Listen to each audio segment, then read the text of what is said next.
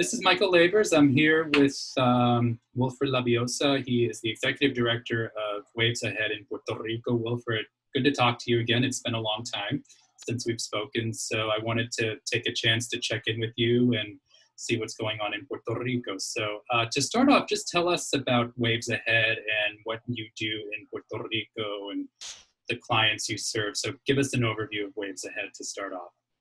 Sure. And first of all, thank you so much for your invitation. I really appreciate it.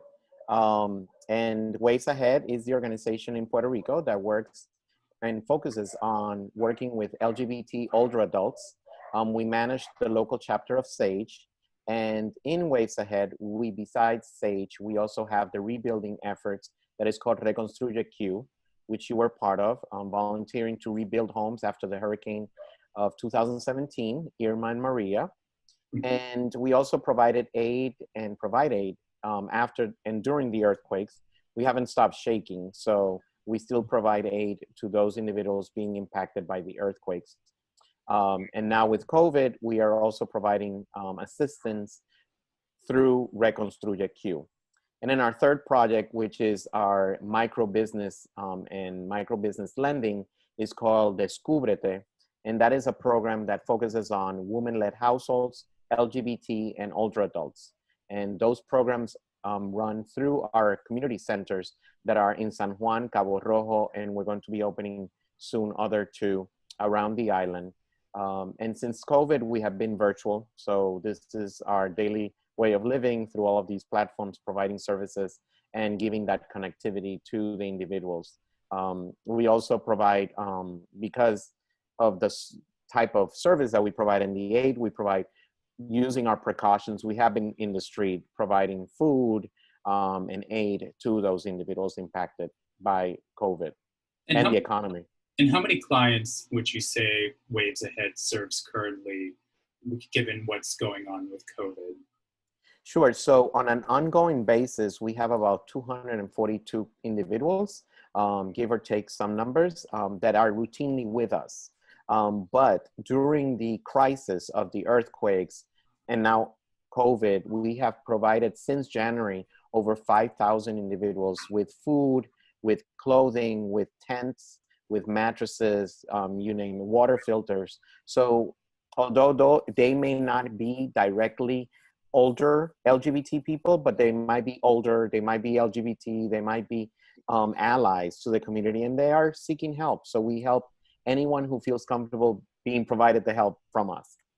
And you mentioned when we started, Wilfred, Reconstruye Q, which, as you mentioned, I took part in that project about 2.5 years ago. And for folks who may know, this was after Hurricane Maria devastated Puerto Rico, and we're coming up on the 3rd anniversary of the storm in September. Time flies.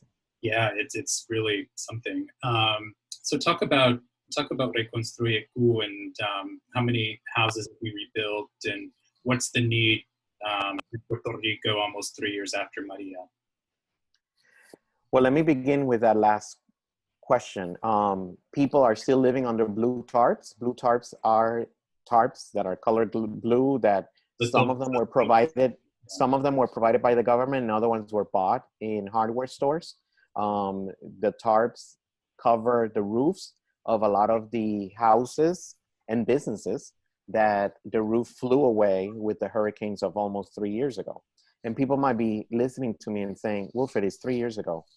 Move on. No, we cannot move on because we're still dealing with the repercussions, the impact of these hurricanes had in people all across the island.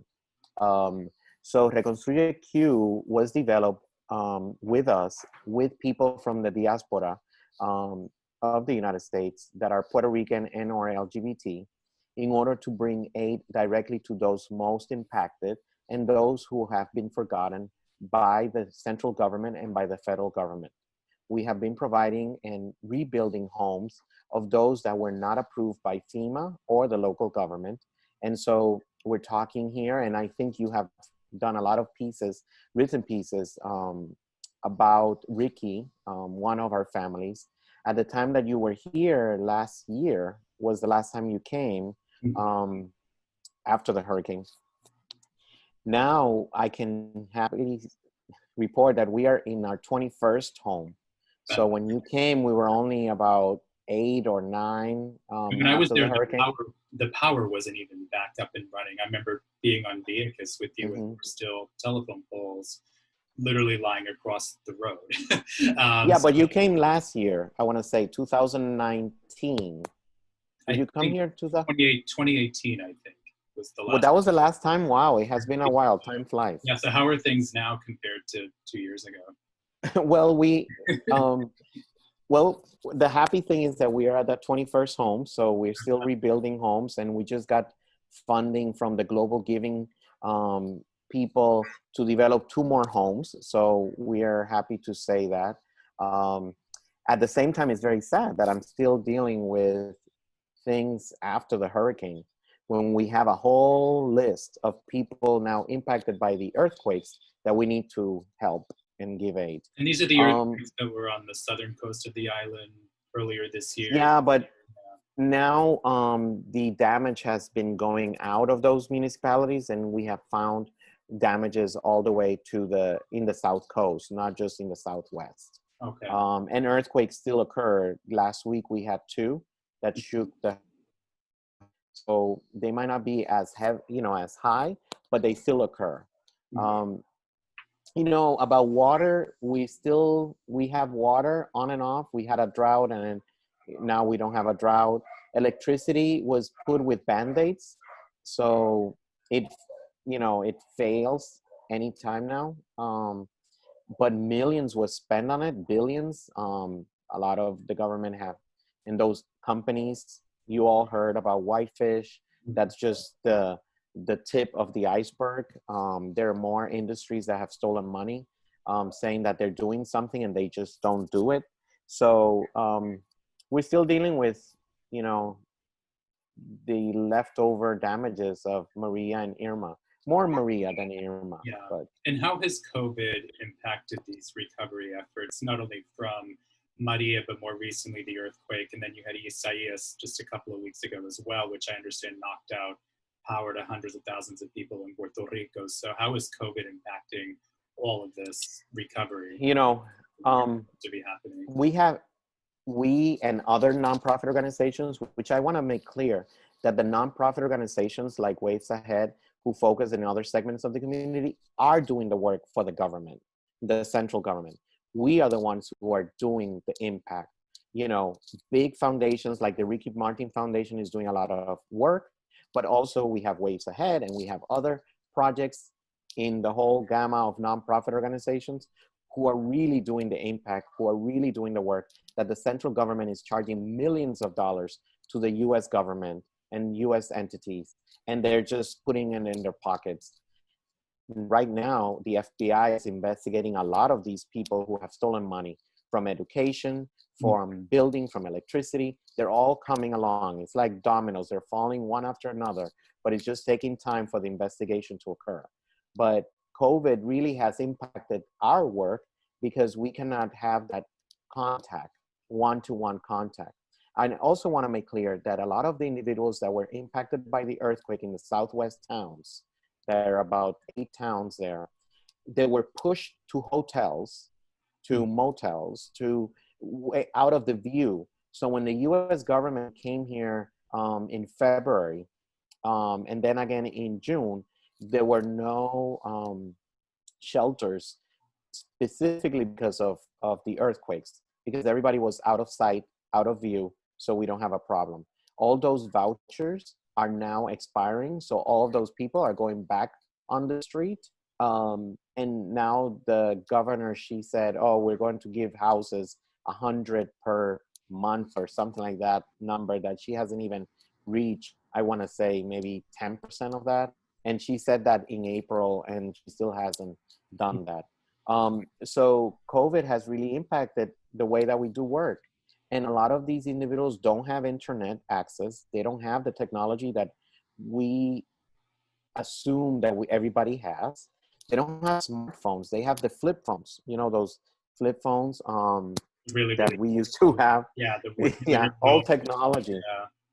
Yeah. That are not compatible with all of these systems. And so we have needed not only to use phones, to call them, to keep in touch, but really people are becoming more and more anxious. They're more and more depressed, and one thing after another. And so we are also doing an educational campaign about suicide prevention among older adults and also with LGBT people. I have to thank the New York City office of the Department of Aging and New York City state chapter, because they have been instrumental in providing us the support needed in order to develop that campaign all across the island. Because right now we cannot do it in papers. It has to be digital, billboards, phones, send messages, radio spots. So it has been an educational campaign that continues going. It's called Exprésate, express yourself.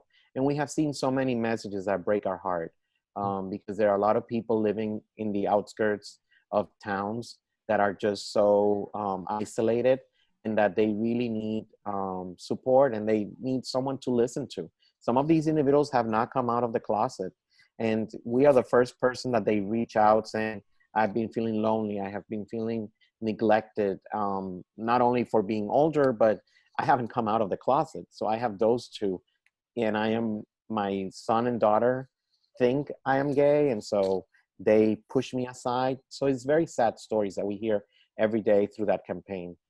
I know that we spoke, I think maybe 2 or 3 weeks after the pandemic really started to shut things down. And I know that you had talked with me, Wilfred, about a lot of your clients. You talked about just lacking access to technology, and things like that. But there was also a real concern about just being able to access food and medication, especially for those folks who may not live in places like San Juan or Ponce or Fajardo, places that are much more isolated on the island. Is that still a concern with those folks who might be more isolated as we're months into the pandemic, or has that alleviated itself a little bit? No, unfortunately, it hasn't been alleviated. Now there are more companies leaving Puerto Rico because of the economy. They're closing their doors. A lot of businesses closing their doors, limiting hours. So even companies that are major companies, I don't want to advertise them, but they're big companies, like whatever you assume, yes, that big chain are limiting hours of employment because they're not opening as many hours per day. They don't have that many shifts per day. And because they are limiting the amount of people that can go inside a place, we are at the rule is 50% capacity you can be at. So that means less employees, means less hours of employment. And so more people are losing their jobs, losing benefits. And so we're providing food. We're working with other organizations here who are providing food every day, and even boxes of food so that you can cook at your home. That's been an issue. And also the issue about masks, about hygiene items, they're expensive. And if people don't have enough food to buy them, to purchase them, they may choose to buy food and milk and then a mask or, hygiene products. You need to balance it out. And if you're just starving, you're going to choose food, not a mask. And so we are providing masks, we're providing hygiene items, but we don't know everybody who needs them. We know our clients, our pool of individuals that we have access to, but I know there has to be more and more people in the outskirts thinking about this. So that's why we in Exprésate, although it's about talking and expressing yourself, every time they call us or they text us or they reach out to us, we first say, hey, do you have food? Hey, do you need something? And we get it to them by mail or bring a messenger. We send them everywhere around the island. Although we only have 2 centers in Cabo Rojo, which is in the southwest, and San Juan, we really try to outreach anyone that reaches out to us. And also we have a weekly radio show in AM radio, which is heard in the mountainside and in everywhere around the island. So we also outreach during the radio show, talking about the issues that are impacting us, so they don't feel alone and that they don't feel that they're neglected. By the government, we are all neglected. By the central government, we're all neglected, even me. But other people. That's my next question in a second. But go ahead. Go ahead. But COVID really has brought us together through technology and through the phones. all of our therapists and clinical social workers are calling all of our clients every day. And I know Sage in the United States is doing that every day as well, and all the affiliates. Many organizations are doing that here locally, calling people every day, because that phone call can save a life. Mm-hmm. That phone call can provide food. And we only have very few in political office that are supportive of the work with LGBT people. And that is sad. You know, all of these politicians are running for office and they don't care about our elders. They don't care about our LGBT people. We do, and we will continue to do so. Who are the folks in Puerto Rico in terms of elected officials that actively support the LGBTQ community, from your perspective? From my perspective, very good. Not the organization. I'm going to have that disclosure. Let's write it and type it in. From the perspective of Wilfred as a person in Puerto Rico. As an individual living in Puerto Rico and voter. You know, and I was saying this to you, and I mention it in my radio show every week. We need to learn about our candidates. We need to really make sure that even though there might be from a progressive and platform as a party, you know, as a political party institution, we need to find out what they have been doing or what they have been speaking about older benefits for older adults, for LGBT people, for those living with HIV and AIDS, for those living with diabetes. And locally, we have very few candidates running for Senate, running for representative, and even running for government and for a governor. From all the governors, the one that is very progressive, and I know you have interviewed her before, is the current mayor of San Juan, Carmen Yulín Cruz. Mm-hmm. Carmen Yulín Cruz is the only one in running for governor from the two major parties. The other parties that are newer, like Victoria Ciudadana, they are very progressive in their platforms. The one who's running for Senate, Ana Irma Lacen, who right now is an advocate and a teacher at the School of Law for the Inter-American University. She's very progressive. She's part of the community, from the LGBT community. And I'm not mentioning her in regards of who is running for governor, but from the governor position, the highest rated one, if we would use that scale that is out and about there from the HRC, I think, puts it out. I think she would get a lot of the percentage higher bracket. This would be Yulín. Okay. And then there's some running for Senate and representatives that are very progressive, who are part of the LGBT community, who have spoken. Another one is the daughter of Ada and Yvonne, who were the ones in the lawsuit for equal marriage. Their daughter, Ada, is running for Senate. She's very progressive. She grew up with two moms, and she's really a great gal, and she's running for office. There's another one called Claribel. Claribel is right now a city councilor for San Juan, and she's very progressive as well in her mentality. She's a great ally. And then we have, Marcos Rigau, who is the president of the city council for San Juan, who's very progressive as well. So we have very few people. I can go on and on with more names, but you know, for our listeners and the ones who are viewing, they may not be living in Puerto Rico, so they may not know it. But what I say to you in the United States and here in Puerto Rico is learn about them. Google them. You know, when you're bored, don't have nothing to do, just Google their name. I even say Google Kamala Harris. Google anyone, Biden. You know, if you Google Trump, you'll see all the homophobia that is there, transphobia that he has. So that's easy Google search. But the other ones, they might take few more pages to go down the road to learn about them. And you mentioned the government failing everybody in Puerto Rico. So I wanted to ask you, Wilfred, talk about the current governor, Wanda Vázquez, and what she's been doing or what she has not been doing since she took office after Ricardo Rosselló resigned just about a year ago. What's your take on the current governor?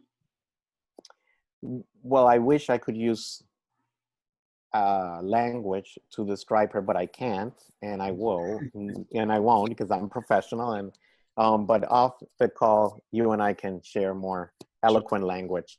but that gives you just my answer I to see where you. you're going. Yeah, it's incredible. As a politician, I understand that sometimes you promise and you cannot meet your promise because you have other individuals that impede you from it.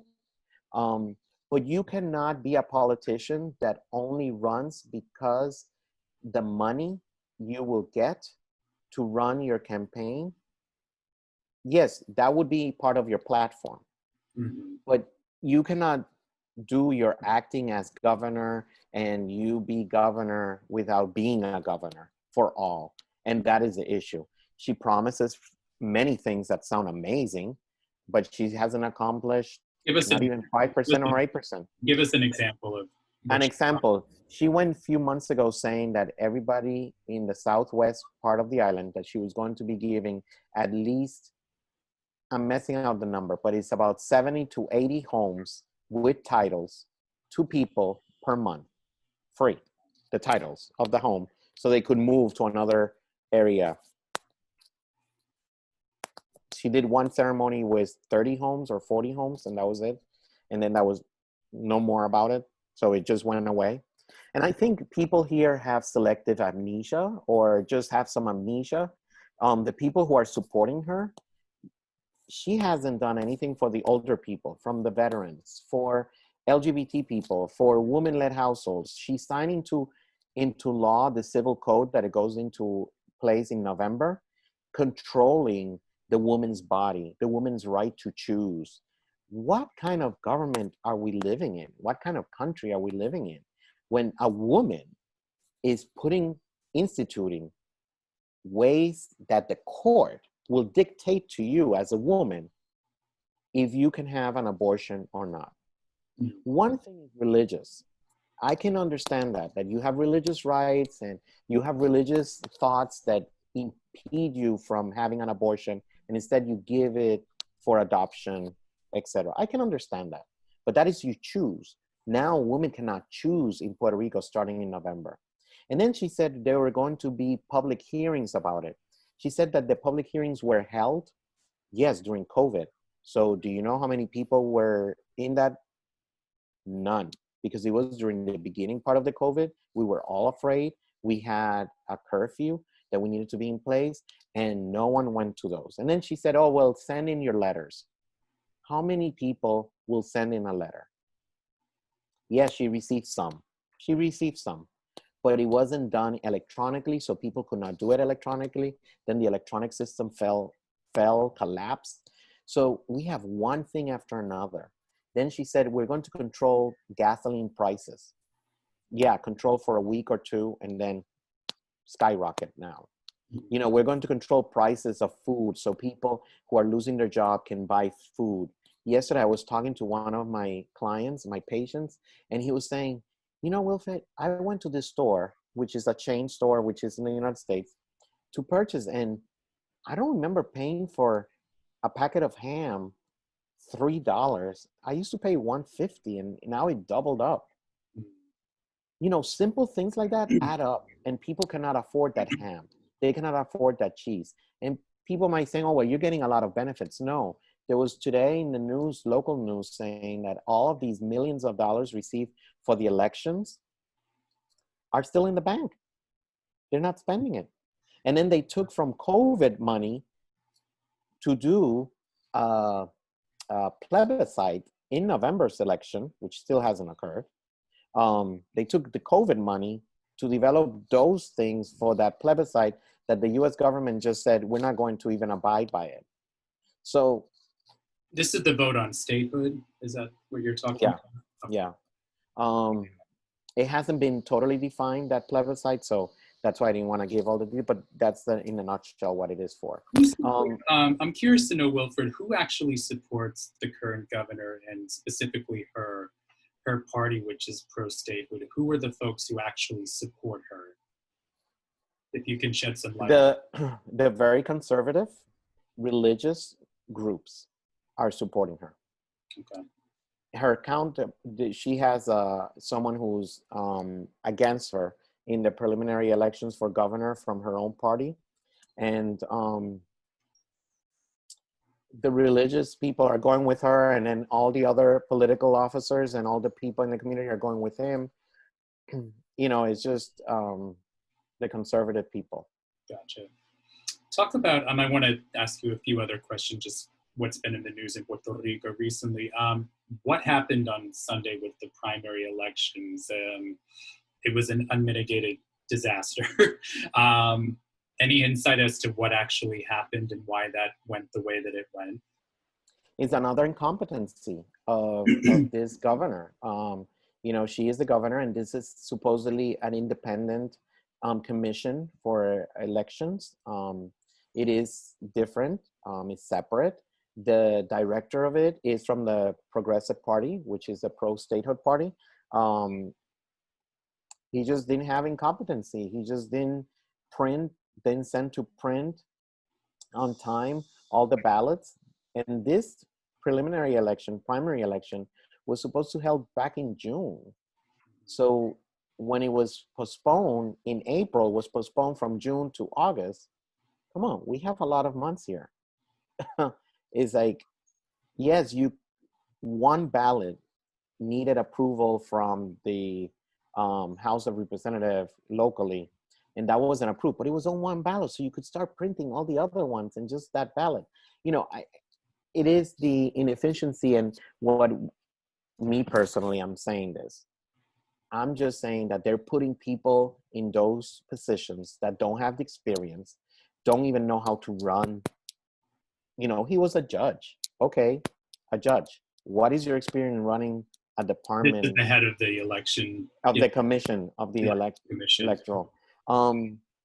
What experience do you have? You know, you are a judge. Okay, you know about the law. Great. But what does have to translate with management, with how to do a big thing like this? You know, you're not going to say that you have the experience. No. And there were a lot of people underneath him that had the experience, who have been there for years, and they didn't even consider them for that position. So you bring someone from the outside, plug them in, but then the people who have been there 20 and 30 years, you cannot promote them. You cannot move them up within. Come on. So that's one of... Was there, I've heard there were allegations of fraud as well. Is that what happened? Oh, yeah. Yeah. You agree with that? Yeah, I agree with that. And I, you know, where I went to vote, I was able to vote very easily. And you're in I'm in San Juan. I live in San Juan. Okay. And so I was able to vote very easily. I didn't even know about all this problem until I arrived home, and I was doing some work, so I wasn't connected to any of the social media or anything. And then in the afternoon, I connected and I said, oh my God, because where I voted, you could not see any of these trouble happening. It was all happening outside of the San Juan area, which is, I don't know. And most probably we'll never know the truth, the whole truth. We will never know. Right now, the Supreme Court is right now has a lot of plaintiffs putting to see if they hold it. Those areas that were never opened, we're going to be opening and voting on Sunday. But now I heard, before going into this platform with you, it may not happen on Sunday. So they're just figuring it out. So we will know hopefully soon. But this commissioner is saying that we are not ready for Sunday. How can you not be ready for Sunday when you are supposed to be ready and you have all the ballots already printed? So they're all there. So how can you not? We'll see, sitting on your butt, trying to wait till the birds drop off ideas, you know, I don't know. Unbelievable. I wanted to ask you about this as well. Congresswoman Nydia Velázquez of New York last week asked the Federal Communications Commission to investigate La Comay for their homophobic and xenophobic comments.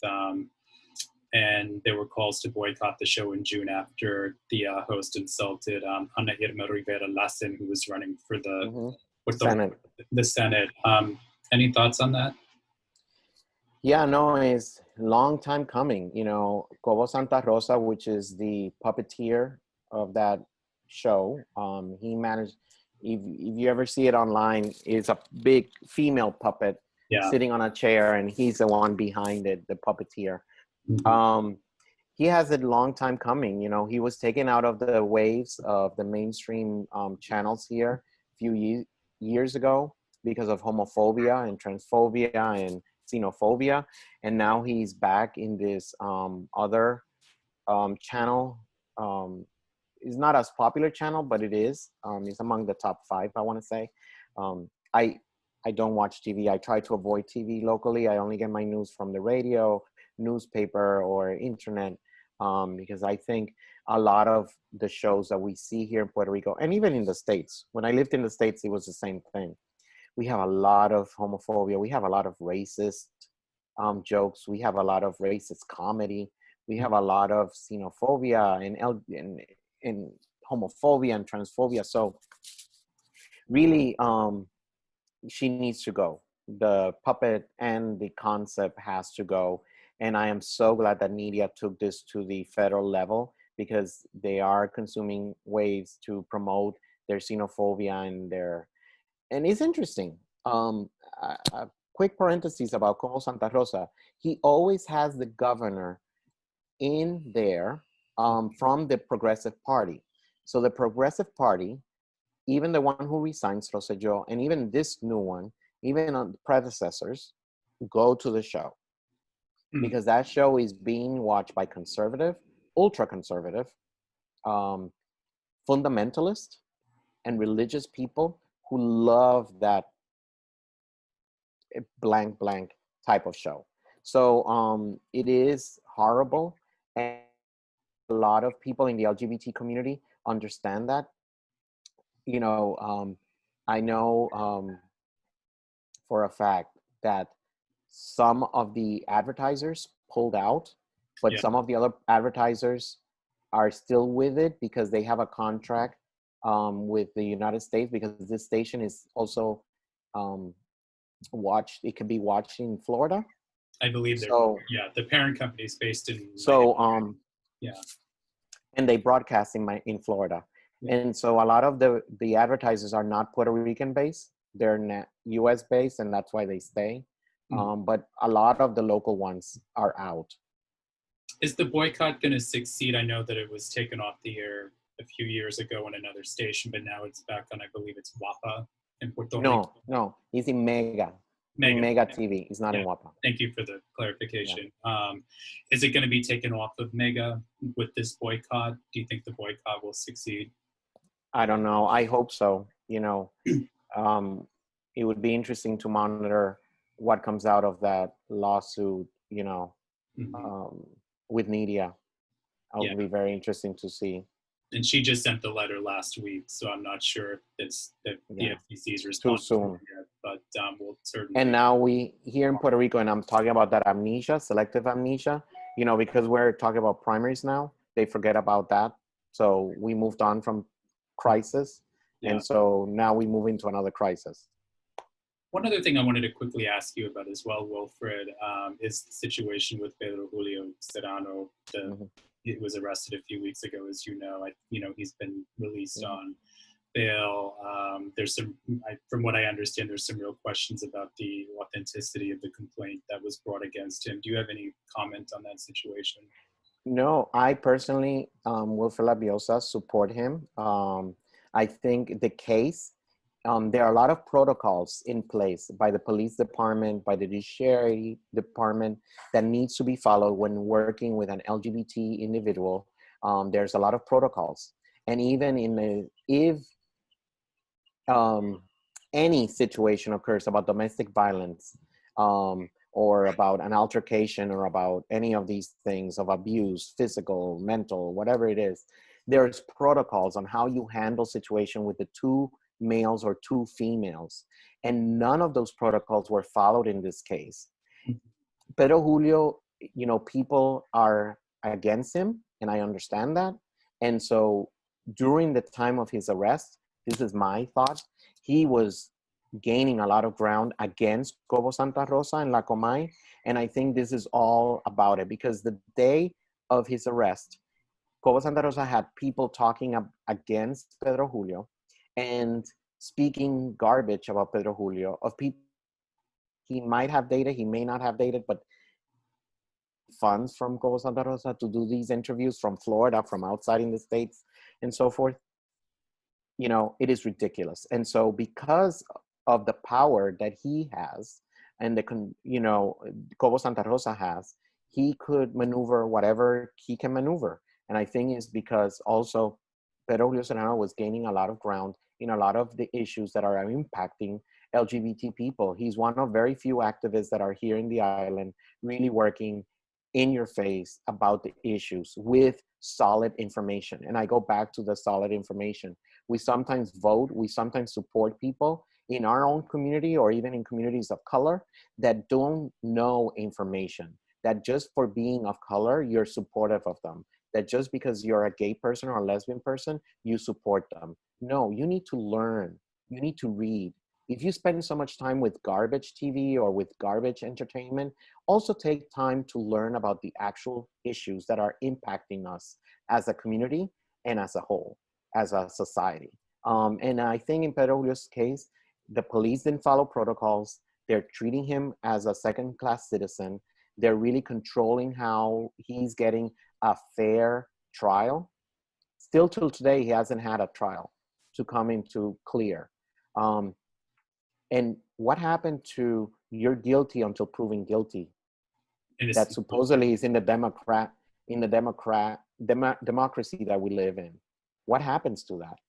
So are we living in a type of government that is just one-way street, fundamentalist, who control everything? Well, we know the answer to that question that I'm just imposing. You know, in the United States, you can see how, you know, the president and all of his colleagues are controlling a lot, and it's happening here too. Our governor is a Trump supporter.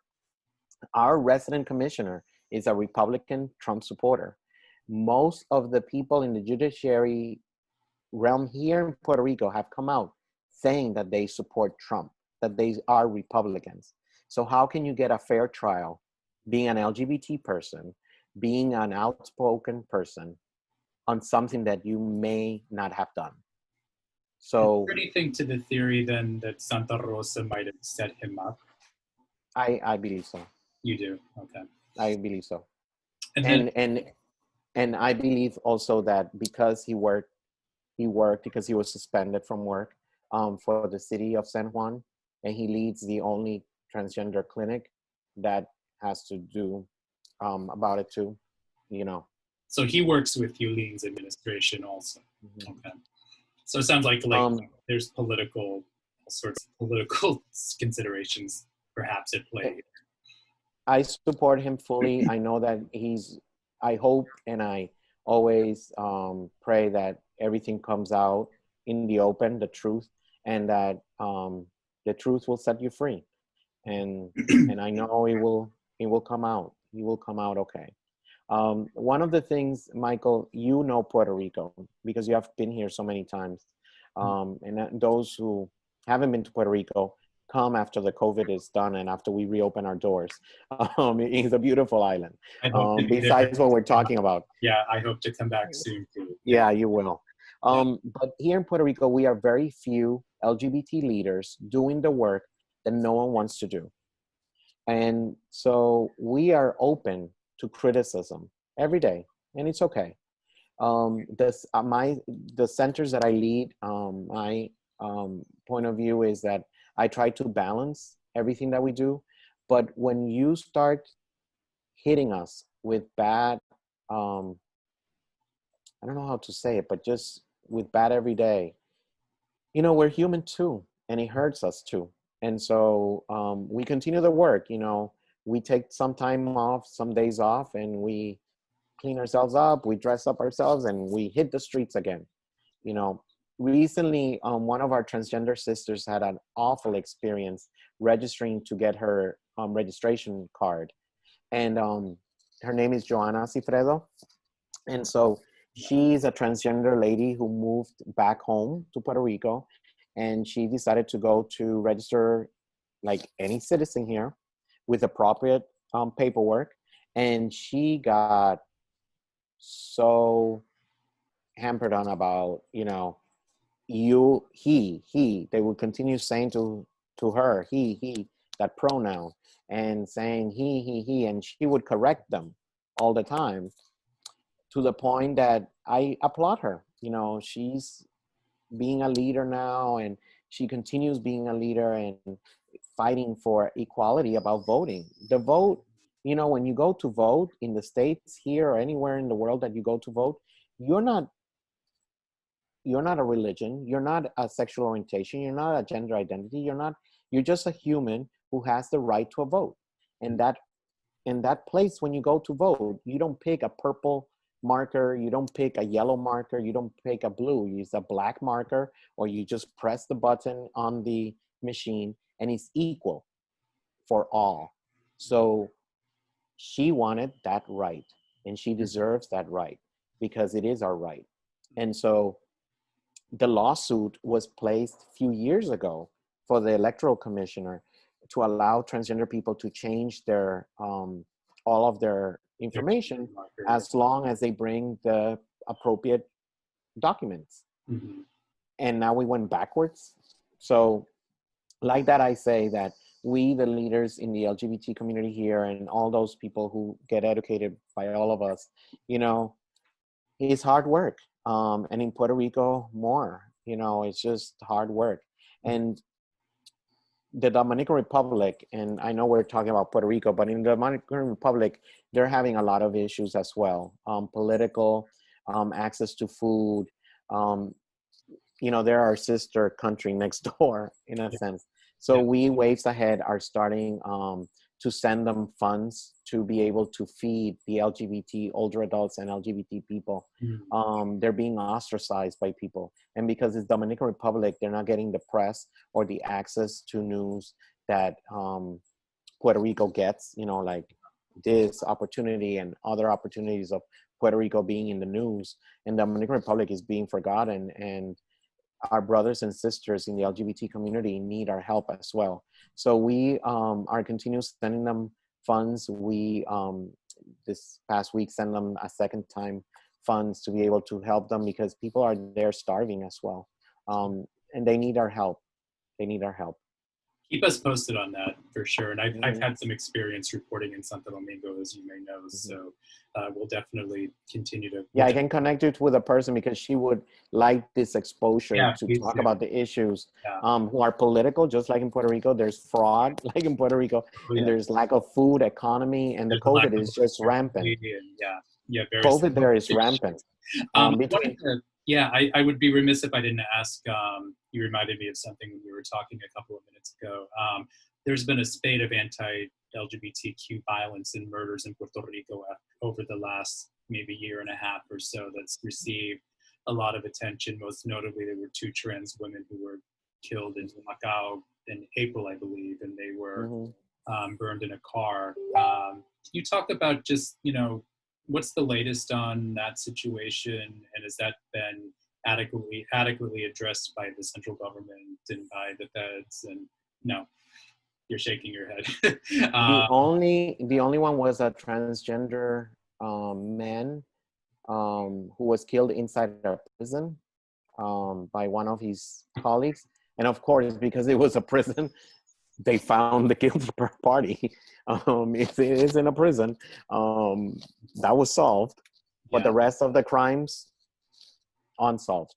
Okay. So that's still not being addressed adequately from where you sit in San Juan. And I know we have a committee here that is for equality. It's called CABE, C-A-B-E. And we once a month post, you know, where the cases are at. Okay. I don't have any news for you. Sorry. News. Okay. And then to wrap it up, Wilfred, I'm so grateful we had a chance to catch up. It's been way too long, and Puerto Rico is such an important story for us to know about here in the mainland. So, so with that said, what does the future hold for Puerto Rico LGBTQ people on the island? Your organization kind of give me the pie in the sky view of things moving forward with all of these issues that we all are still confronting on that beautiful, wonderful island that you have that I need to come to soon. But So go ahead. I can tell you is that I want to thank the people in the diaspora, LGBT and Puerto Ricans, who continue supporting our work, because without that support, we cannot do our work here locally, which is so hard. Waves Ahead will continue ahead. We are starting a new chapter of Reconstruye Q, rebuilding homes of those impacted and not approved by the earthquakes. So we're going to start doing homes hopefully soon. We are developing 2 more community centers around the island, so people have access to a community center. We are expanding our micro business Descúbrete program. We are expanding our Exprésate program, and we are developing a housing assistance program for LGBT elders who need a space to call home, and we're developing that. And once again, this is all because of thank you to foundations like Gamma Mu Foundation, I want to say, Wild Geese Foundation, Intersections International. There's so many, Power On, Centerlink, SAGE, the New York City Aging Department, and individuals, you know, like yourself, like many other individuals who pick up the phone, and when they hear news about Puerto Rico, they just call me and they say, hey, I'm going to do this for you, and distribute it. And everybody knows that every single aid that comes to Puerto Rico goes to our people. It brings tears to my eyes because it is only because of the US we can do our work. We'll continue to keep us posted on what's going on. Wilfred Labiosa, Executive Director of Waves Ahead. Thank you so much for your time. Yeah, and for people to visit I just had a note, I forgot. For people to look in not only our website of wavesahead.org, but also our Facebook pages. We're posting new things, and we're posting new activities. And because all of our services are online, people from the US who come and go are participating of it. And I invite for yoga and meditation, music therapy. And we have our colleague, Lisbeth Melendez, who lives in DC, has a session with us every Tuesday from 1 to 2, talking about spirituality and faith in the LGBT community.